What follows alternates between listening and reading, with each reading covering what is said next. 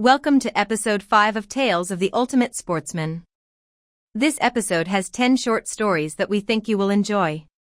Please leave a comment either way, and if you want to hear more, please subscribe and follow. Thank you from all of us here at Tales of the Ultimate Sportsman. Till next time, tight lines and keep your powder dry.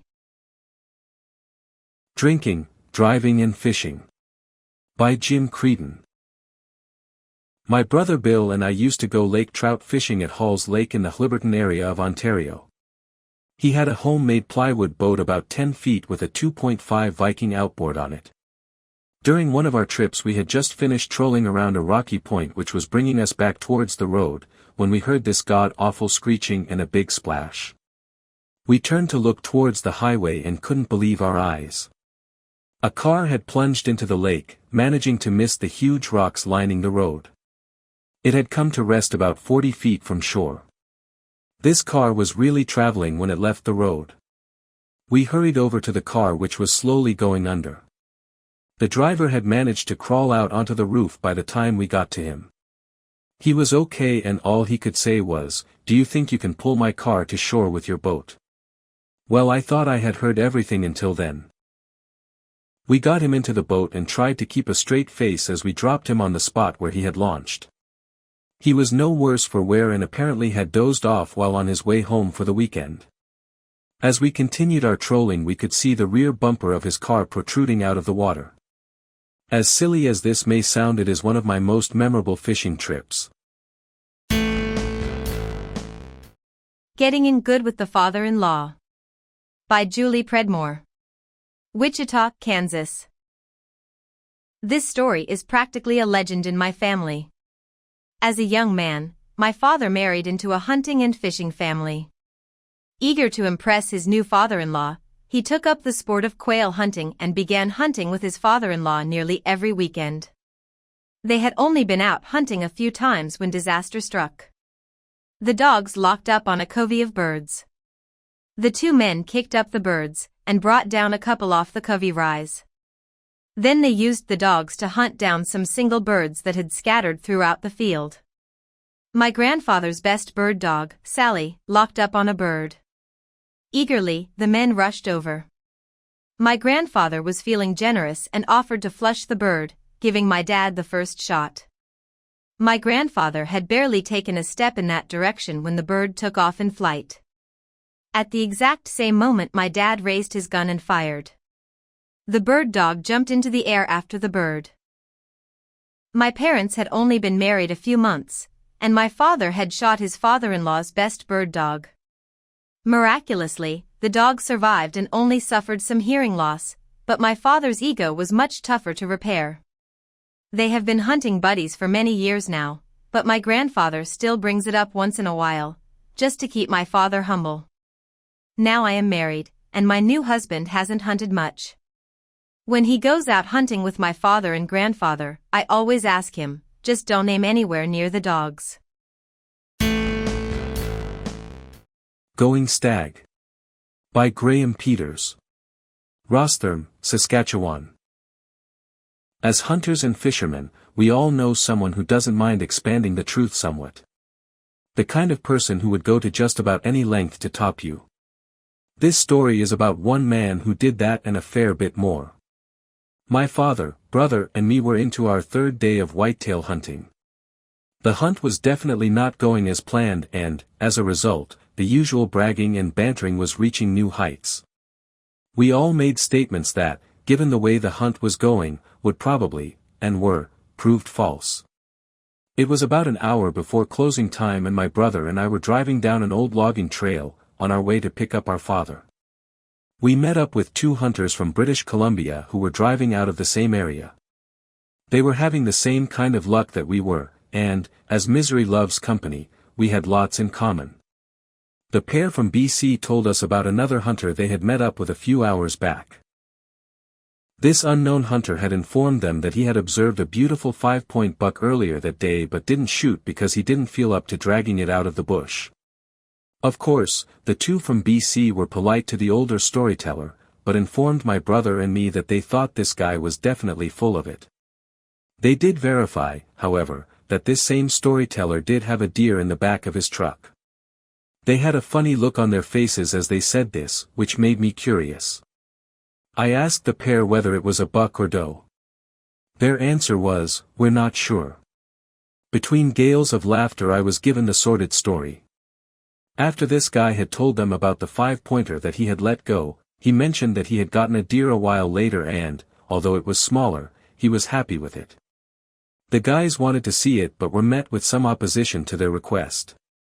Finally the man gave in and they all went behind the truck to take a look at this buck. Upon seeing the 4-pointer in the back of the truck, they were beginning to reevaluate their first impression of this guy. Then it happened. One of the guys from BC grabbed hold of the antlers in order to get a better look. Much to his surprise the antler came off. He didn't know what to say to the man who now had a very unusual rack. He started to apologize for breaking his buck but stopped when he noticed something hanging from the antler.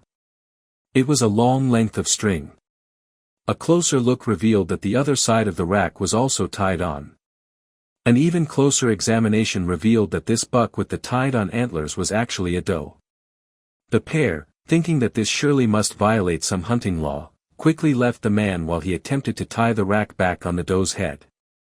I told them it was not illegal to shoot the doe but some speculation must be given to the sanity of anyone who would then try to convert it to a buck. Even though I was hesitant to do so, I asked the pair for a description of the truck that this bisexual deer was in. As they gave the description I looked at my brother, then back to them and said, "Well, it was nice to meet you. By the way, my name is Graham, this is my brother Wade, and you have already met my dad." How Many Trucks to Go Deer Hunting? By Steve Vermeulen, Reynoldsburg, Ohio. Thursday, 3 a.m., and I'm picking up my boss, Fred. We have a 2-hour trip ahead of us as we prepare to go bow hunting for my first time. My truck is loaded to the gills with all of our gear and supplies, and off we go. Not 3 blocks from Fred's house in Reynoldsburg, Ohio, 3 deer run across the street in front of us. We look at each other and grunt. Ooh yeah, gonna be a great day, seeing prey already. We get on I-70 eastbound, and I set the cruise at 68 miles per hour. We're on the way to fulfilling the great stories Fred has fed me for over 3 months as he explains the virtues of bow hunting. After about 1 hour on the interstate, just outside of Zanesville, Ohio, we crest a hill and bang. Damn, we hit an 8-pointer dead solid and crushed the front end of my Chevy S10 extended cab. The truck immediately dies. Nothing left of the buck. We later find out the metal on the front end has shorted the battery out. My truck is black with a black interior and a black fiberglass cap. Dead in the middle of the interstate is the truck and the deer in the ditch. No moon, flashlights only for 30 a.m., and we cannot get a soul to stop and assist us. Fred and I have pushed the truck off the road. About 5:30 a.m., a state trooper comes by, and we begin the accident report process. A tow truck comes by about 6 a.m. and tows it back to Reynoldsburg. Fortunately, Fred and I were not injured in the crash. Seatbelts are a good thing. Another fortunate thing is Fred only lives 4 blocks from me. The tow truck driver drops Fred at his house, and he gets his Jeep Cherokee.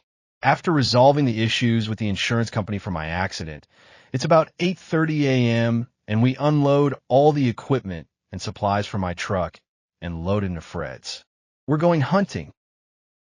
Only problem so far today is we missed the morning hunt. Not that big of a deal. We figure we can make the hunting camp by lunch and have an early start on the afternoon hunt. I should have been so lucky. Not 2 blocks from my house, we have a flat tire on Fred's truck. Okay then, we changed one of the back tires. When Fred dropped the truck off the jack, the other rear tire blows. Somebody's trying to tell us something here.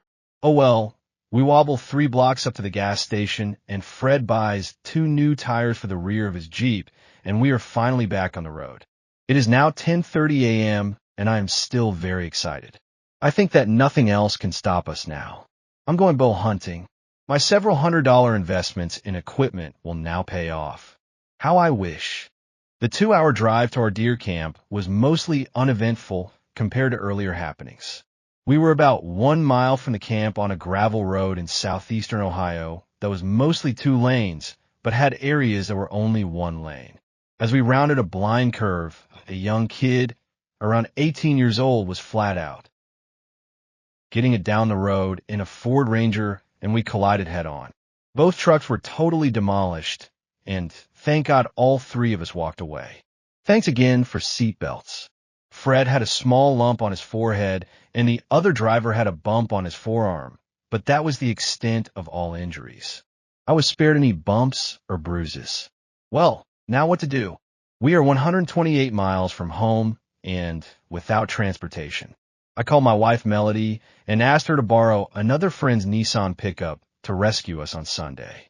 After explaining to her what had happened, she was rather skeptical that we should stay and continue to hunt. Her main concern was, after all our luck that day, that we were going to go into the woods with sharp, pointy objects, arrows, where we might not be found should we have any further mishaps. Love her to death for the support. We stayed until Sunday and hunted with absolutely no success. Did not even see another deer. Bow hunting can be quite boring, I have found, when you see no game. Oh well, another time. After my wife picked us up on Sunday, she wanted to know if either of us wanted to drive home. After a resounding no in stereo, she laughed and started giving us the business about how we were supposed to be such great hunters. Then, in God, love her for this, she decides to rub it in just a little deeper. Her suggestion for a successful deer hunt next trip: grab a steering wheel, run through the woods, and make truck noises. Another deer is just bound to get in front of us. Ice Drinking by Mark Peltier, Wyoming, Minnesota.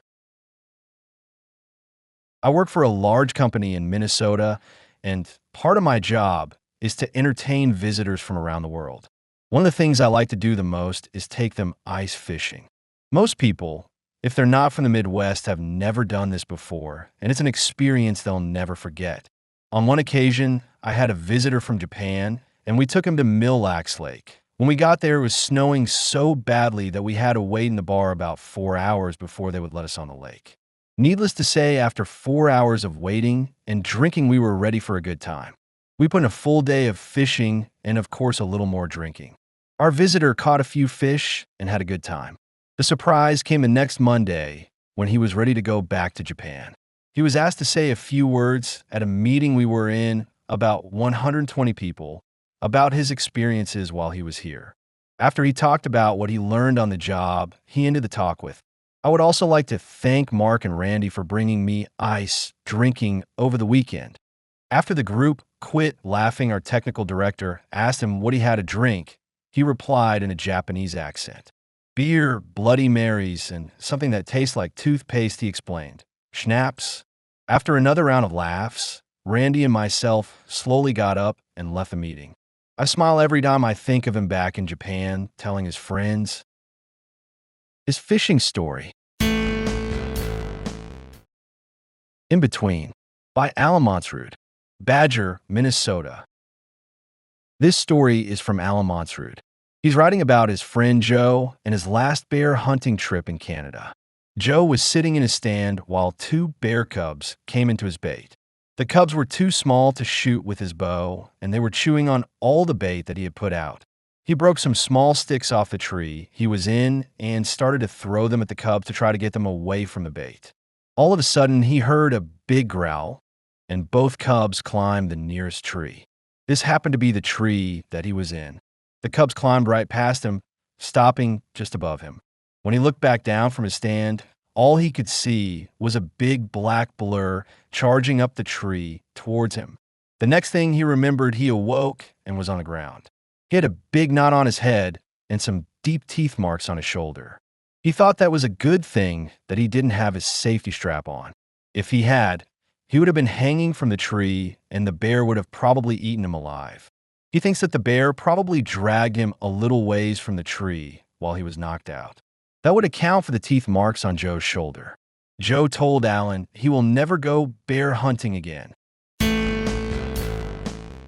Last off the lake. by Dave Horvath.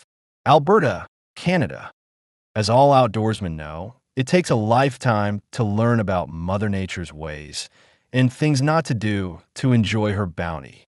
When I was about 17, which was a while ago, my friend Ken and I decided to fish until we caught our limit, as most of the season's ice fishing had been catch and release, and a walleye fillet is pretty hard to get after spring breakup. We decided to stay on Lesser Slave until our limit was filled.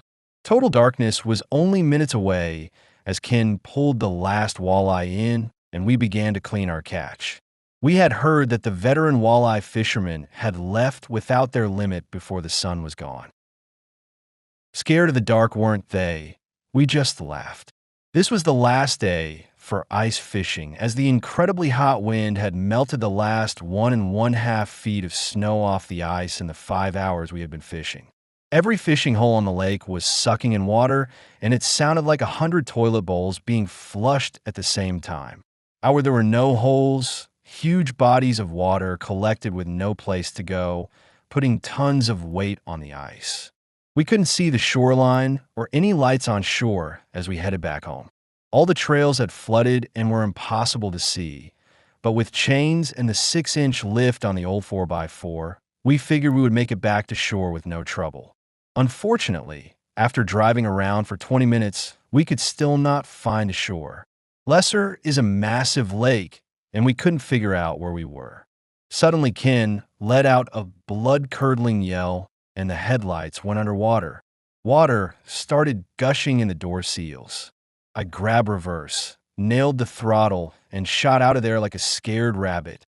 We finally picked our way north by using the stars and got ashore 2 hours later. Our hair was standing on end for hours afterward. We decided that maybe the old guys knew a thing or two after all. On My Own by Jack Neal. St. George, South Carolina.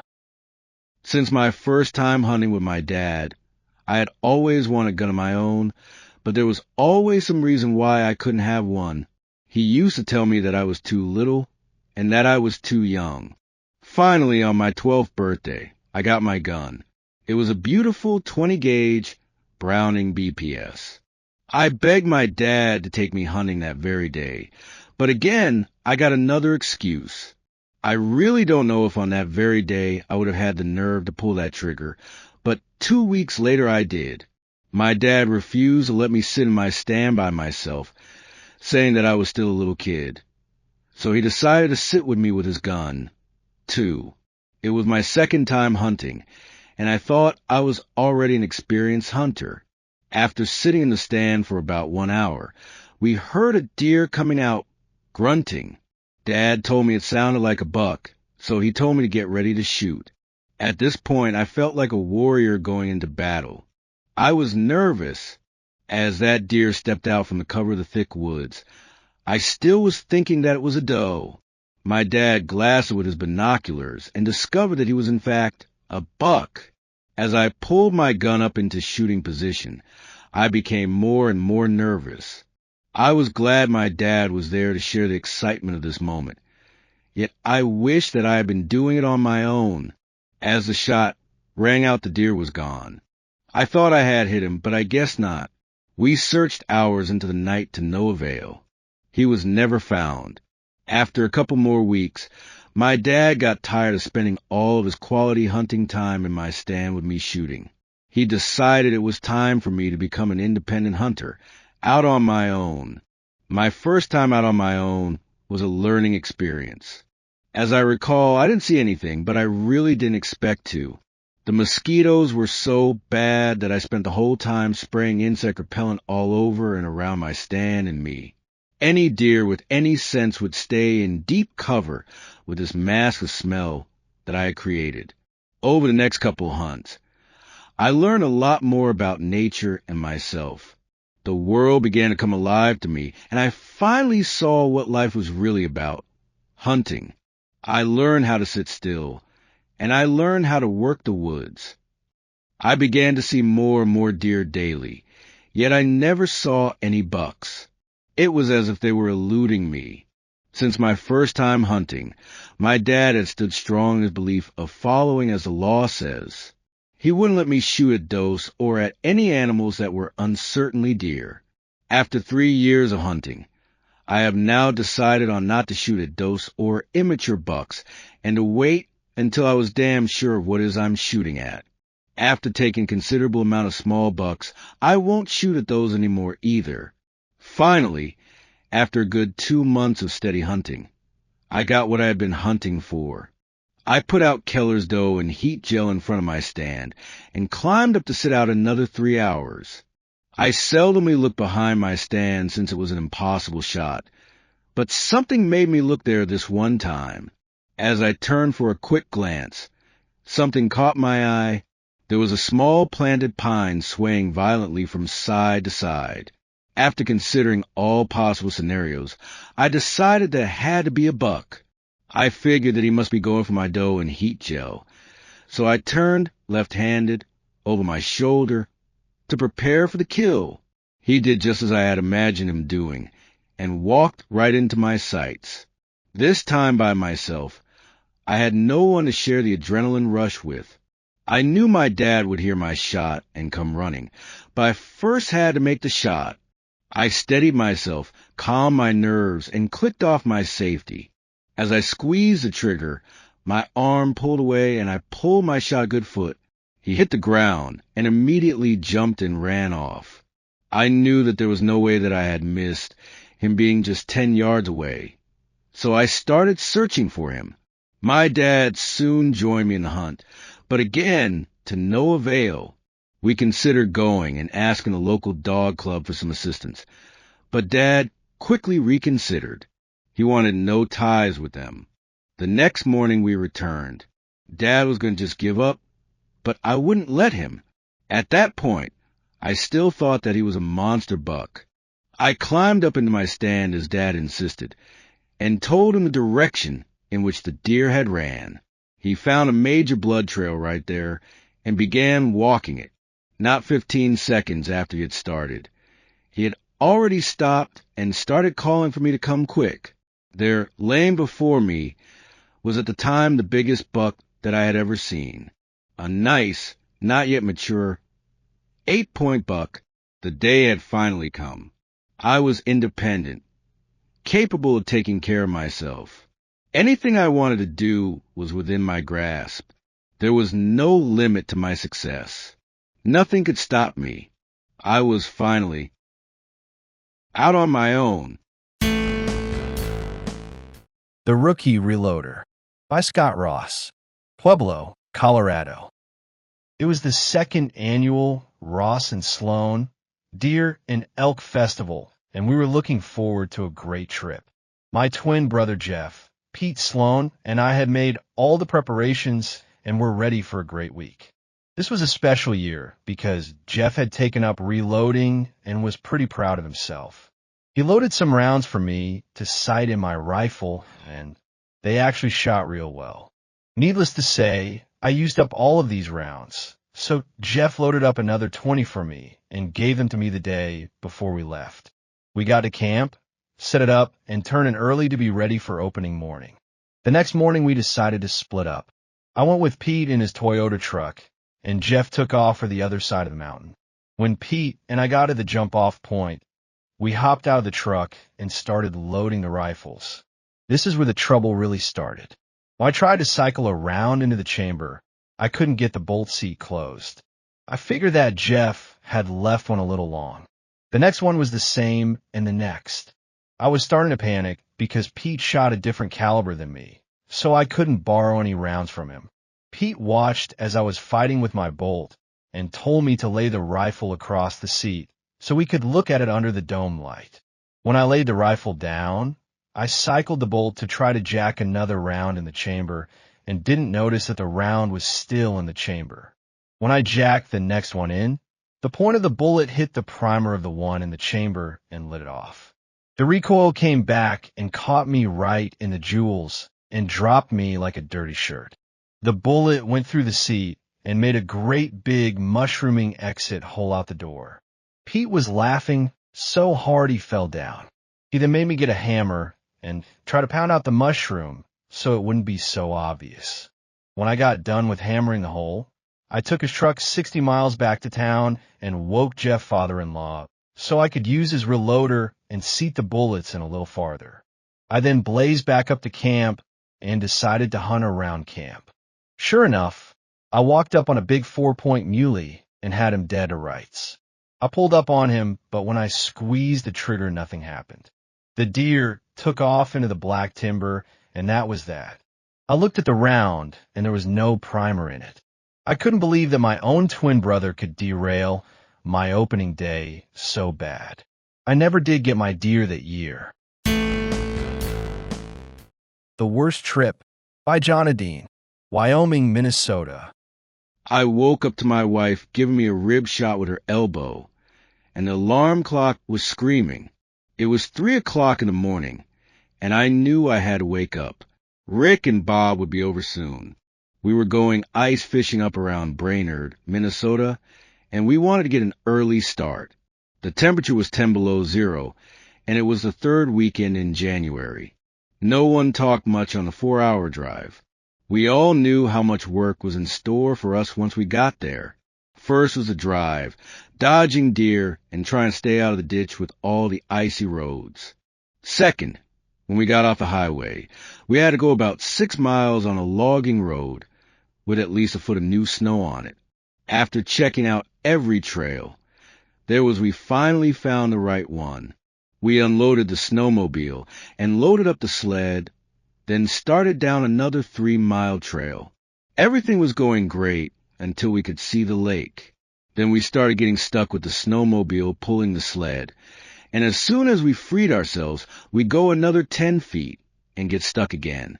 This was getting real old, but finally we reached the edge of the lake. I got on the snowmobile and cruised, went about 50 feet, and sank through the ice. I thought about jumping off, but I guess I was so shocked that I just stayed on for the ride. The snowmobile settled in 6 feet of water and mud. I turned around, and Bob was running toward me yelling something about his sled. He just about made it to me, but he crashed through the ice. Rick, who doesn't swim, slowly backed away from us. So here we are, Bob and I, wet up to our chests and freezing quick. The snowmobile under 6 feet of water, and a long way to go to get back to the Jeep. I guess if we were going to panic, now would have been a good time. Thank God for things that come in pint-sized bottles. It was either set up the shack and try to dry off, or get the sled out and get back to the truck before we froze. We chose the latter. We got a rope around the front skis and managed to get the snowmobile out of the water. Bob pulled the spark plugs out and dried them off. About 50 pulls later the motor fired, and we were on the way back out. By the time we got back, both Bob and I were froze up solid. We kind of rolled off the sled and into the Jeep and headed straight for the local laundry, so we could dry our snowmobile suits and hopefully get a line wet yet today. We spent the rest of the day fishing right off the main highway. I think we ended up catching 2 perch all day. On the way back the next day, we tried to think of something good about our weekend, but no one could. We actually talked about never leaving the comforts of home again, especially in the winter. But as they were dropping me off, we were already talking about another hidden lake in northern Wisconsin. So I guess you have to shake the dice now and then. Sometimes you win, and sometimes you should have fished somewhere else. That's all for episode 5. Thanks for joining us. See you next time on Tales of the Ultimate Sportsman.